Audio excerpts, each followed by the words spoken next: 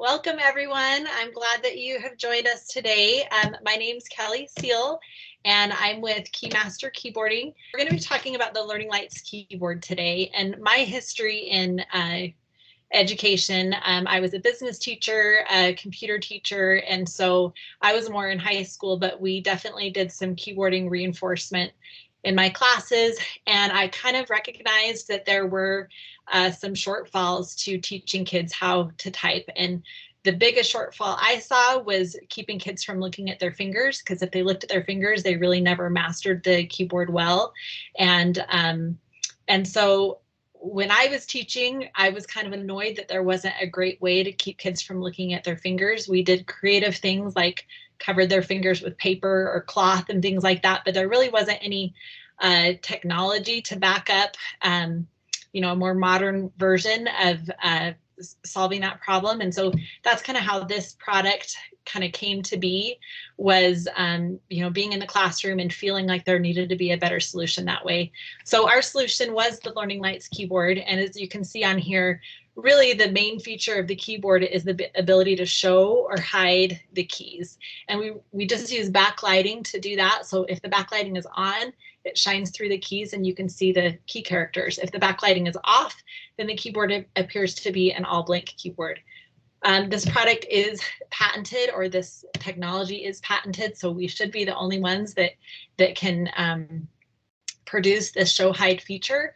And so I'd like to share more with you guys today about our product and really maybe educate you a little bit about the importance of keyboarding education, so you can kind of put yourselves in the teacher seat or in the administrator seat of why teaching touch typing is important. Something that I share with teachers and schools a lot is that typing is a foundational skill. It's just like reading and writing. It's something that we need early on and something that's going to carry on with us throughout our high school career and even beyond into our professional careers. If we take the time to develop that skill, it's going to benefit us for our whole lives.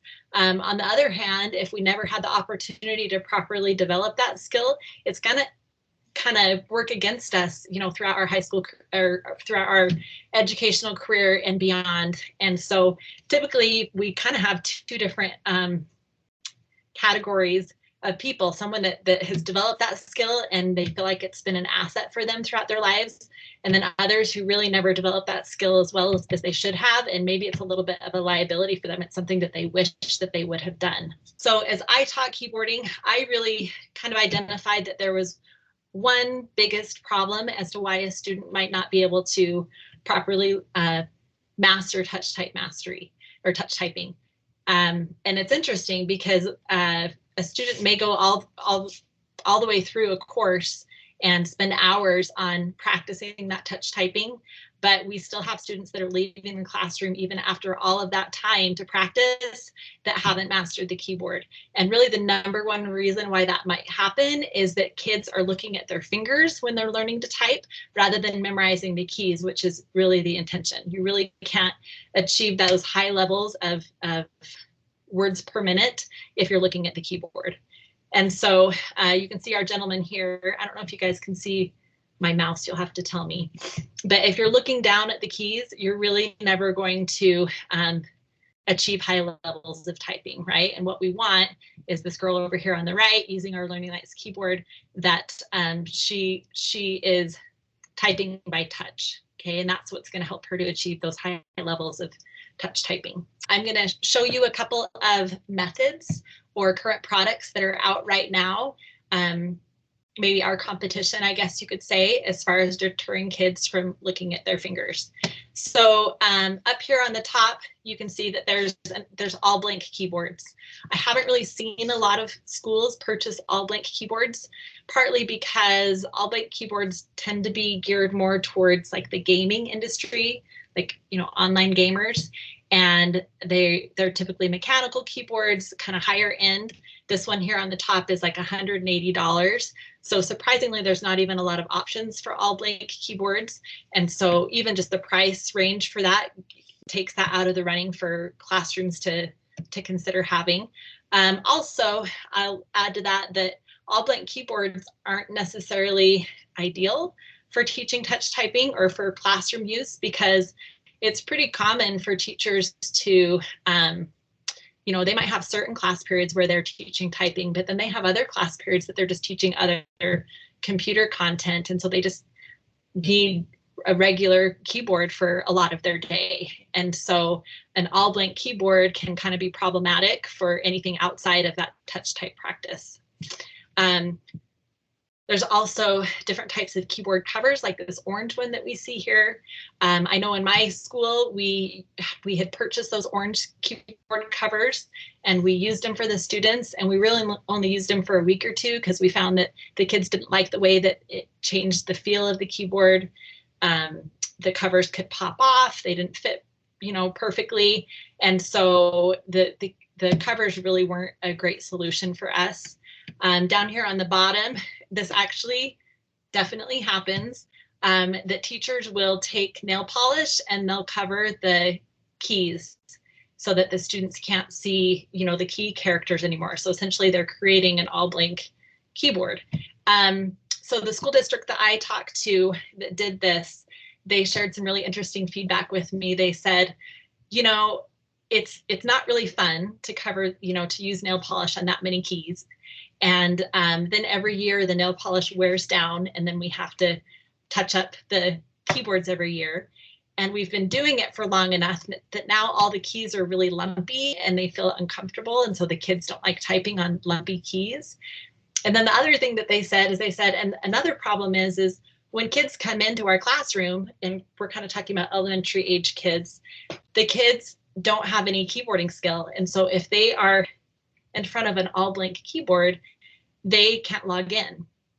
And so we really need a second keyboard there that we plug in the visible keyboard. We have the kids log in and get to where they need to be.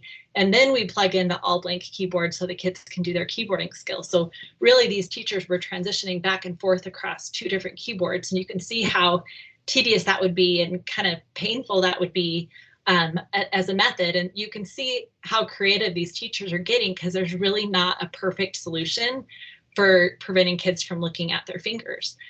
Probably the best solution we have on here is this no peek keyboard that's kind of a metal cover, or sometimes teachers will make cardboard covers to go over the kids' fingers.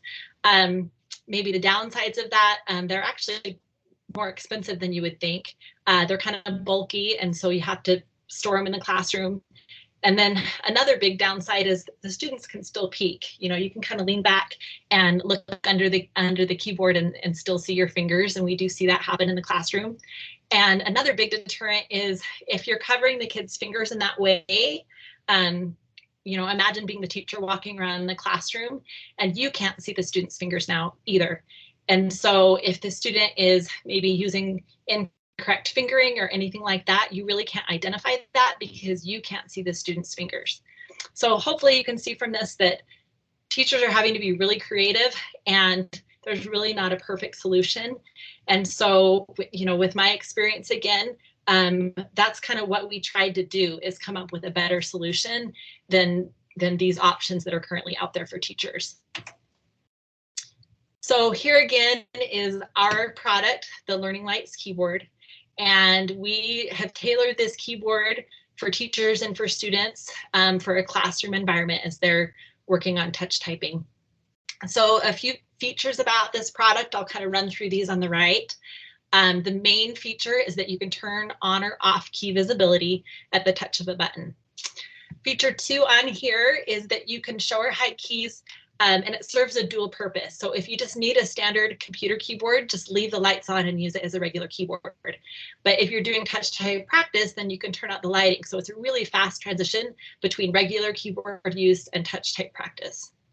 Feature 3 on here is compatible with all keyboarding programs. So teachers do need and students do need exercises, practice as they're learning to type. And so there's a lot of online software that teachers will use. That might be, maybe you're familiar with typing.com or edutyping.com, typesy.com. There's several different typing softwares out there. Whatever the teacher is using for their typing software, they can use the Learning Lights keyboard alongside that.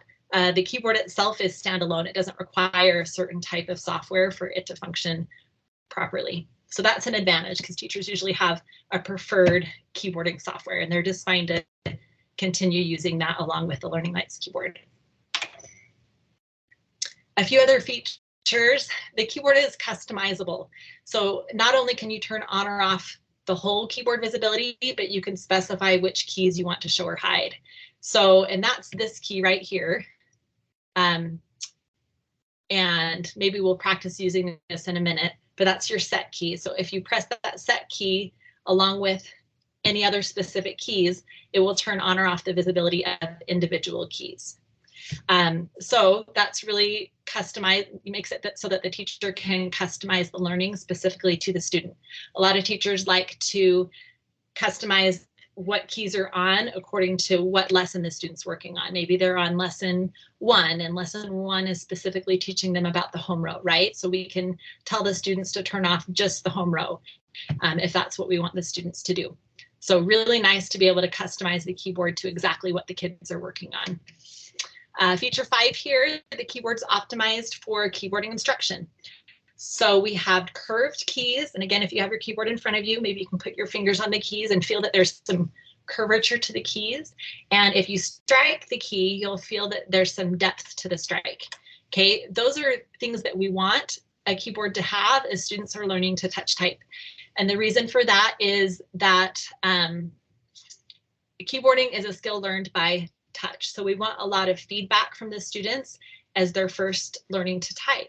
If you can imagine a student typing on maybe a Chromebook or a laptop of some kind, all of those keyboards are very flat, and they also don't have a lot of depth to the key strike. So if you're resting your fingers on maybe a Chromebook, it's a lot harder to tell if your fingers are in the right place or if you're striking in the middle of the key because everything's flat.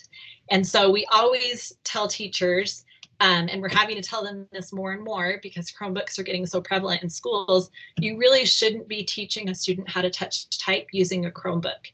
You really do need to plug in a traditional keyboard that has that curvature and that deeper strike, especially as the students are first learning the skill.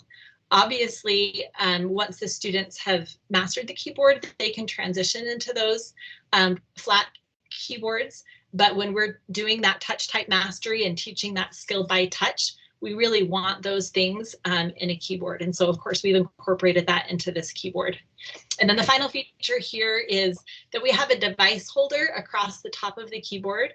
We added this in with our second version of the keyboard, and we just did that for versatility for our teachers. We don't know what type of devices teachers are using anymore in the classroom. And so, for example, a classroom that maybe uses iPads, that's easy enough for them to use the holder to place the iPad and plug in the keyboard and kind of simulate more of a traditional computer setting. So that's a nice feature that schools may choose to use if they need it. So ultimately, our goal is to eliminate the need for any kind of typing covers or skins or anything like that, and make the process of learning to touch type much simpler and eliminating some of those frustrating things for students and for teachers, and making that keyboarding practice a whole lot easier in the classroom. So with this slide, I really kind of just wanted to talk for a minute about the fact that this keyboard is a mechanical keyboard. I don't know if you guys know much about keyboards, but there's traditional keyboards, which are called membrane keyboards. Those are the kind of more inexpensive mainstream keyboards that you would probably see in classrooms. And then more recently, mechanical keyboards are a different method of the hardware itself. It uses, you can see this image up here that shows that there's switches behind every key. So these are mechanical keyboards, and really all you need to know, if you don't know much about them, is mechanical keyboards are really a much higher quality than your traditional keyboard. And so as schools are purchasing these, that's something that they're appreciating, is just the really high quality level of the keyboards. We do have a 2-year warranty on the keyboards, and we expect them to last a lot longer than that. A few other things that I have in the circles down here, I mentioned that it's compatible with any keyboarding software that they use. If anyone's curious, the switches that we use in these keyboards are called out to you red mechanical switches, and that may mean nothing to you, and that's okay. These are wired keyboards. We don't use wireless keyboards because in a classroom setting, it's not ideal to have a whole bunch of different wireless keyboards. That can kind of cause some problems. And then the keyboards are compatible with whatever operating system, whether it's Mac or Windows or Chrome, it's compatible with all of those. All right, the different keys on the keyboard, I'll try to run through really quick just so you understand how they work. As I mentioned before, this center key here that looks kind of like a sun, that's the main key that you'll press to turn on or off the visibility of all of the keys. Okay, and if you have the keyboard in front of you, go ahead and try to do that. I'll add here too that you can increase or decrease the brightness of the keys by pressing function plus your up arrow or your down arrow to increase or decrease the brightness of the keys. To the left of that, it looks kind of like a gear shift. That is your individual lights key. So if you want to turn on or off specific keys, you'll press and hold this key while pressing other keys that you want to turn on or off. So let's put you guys in the student seat again, and I'm going to ask you guys to turn off all of the lighting on the key. So press that that sun looking key or that lights key in the center. Make sure that your lighting is all off. And now we're going to turn on the lighting of just a few keys. So we're going to press and hold this set key. And then I want you to turn on, just go ahead and press A, S, D, and F while you hold that set key, and you should see those lights show up. Hopefully you know where those keys are. And then also, I want you to turn on J, K, L, and semicolon. Okay, so just those 8 keys, A, S, D, F, J, K, L, and semicolon. And the reason we're turning those keys on is because those are our home row keys. Those are the keys that your fingers should rest on as you're learning to type. So if you guys want to put your fingers over those keys and cover up that key visibility, you want your fingers to be in that position as much as possible. If you're striking another key, you want to return to those home row keys as quickly as possible. And I'm kind of trying to simulate the teacher-student instruction here a little bit, and hopefully you can see some of the added value of blanking out some of these keys and different things that teachers can do in the classroom as they're teaching students how to touch type. Now, the final lights key on here is the one all the way to the right, and it looks like a padlock. That padlock key we added this past year because we got feedback from the teacher saying, all right, I like that we can customize the keyboard, but how do I keep the kids from changing the lighting once we set it? So this is what we have so far without integrating with software. This is what we can do to kind of deter the kids from changing the lighting setting. And so that lock key, if you press and hold that key for 3 seconds, go ahead and try to do it if you have the keyboard in front of you. If you press and hold it for 3 seconds, you'll see your whole keyboard flash for a few seconds, and then you'll see just those same keys are lit up that we had previously, the ASDF keys. Okay, you'll also see if you look all the way to the right of your keyboard, there's now a red indicator light that looks like a padlock. And that indicator light is telling you that the lighting settings are now locked. You can't change the lighting settings now that we've locked them. So if you try the center key or try this key on the left to change the lighting, you shouldn't be able to change the lighting now because the lighting is locked down. Okay, the only way to unlock the lighting is to press and hold that lock key again and hold it down for 3 seconds, and you'll see the keyboard flash, and now that indicator light is now off. So now you know that you can change the lighting settings. So if I were the teacher at the beginning of class, I might tell my students, okay, here's the keys that we want to have showing or not showing today, you know, match it up with the lesson that we're doing for the day. And then to set the expectation that we're not going to change anything, I would ask my students to press and hold that lock key and say, okay, the keyboard's locked down. This is how it's going to be for the next 20 minutes. Okay, so as a teacher, you need to set that expectation and make sure the students understand that when the keyboard's locked down that we're not changing anything. Just on a side note, we are working on integrating the keyboard with different software programs. So maybe in a year or two, we'll see that the keyboard can interact with maybe typec.com or whatever it is that they're using. That if you're on lesson 3 and lesson 3 is teaching, ASDF or whatever it may be, that the keys will automatically turn themselves on or off rather than the user needing to do it. So we are going in that direction. But for now, with the keyboard being standalone, we're going to use that lock key to create that expectation for our students. Okay, just a few more slides here. I wanted to mention target markets here. Just so you're aware, the most common time that keyboarding is taught is in elementary grades or maybe middle school grades. Grades 3 through 6 in elementary, anything younger than 3rd grade, the kids' hands are a little bit too small and maybe too small to be doing a lot of typing instruction. And then it's really nice if in the middle schools, well, maybe they're getting it for the first time, or maybe hopefully in middle schools, they're getting that instruction for the second time. And we call that reinforcement in grades 7 through 9. I will say that we've seen the most sales in our middle schools, but definitely we're having a lot of sales in elementary grades as well.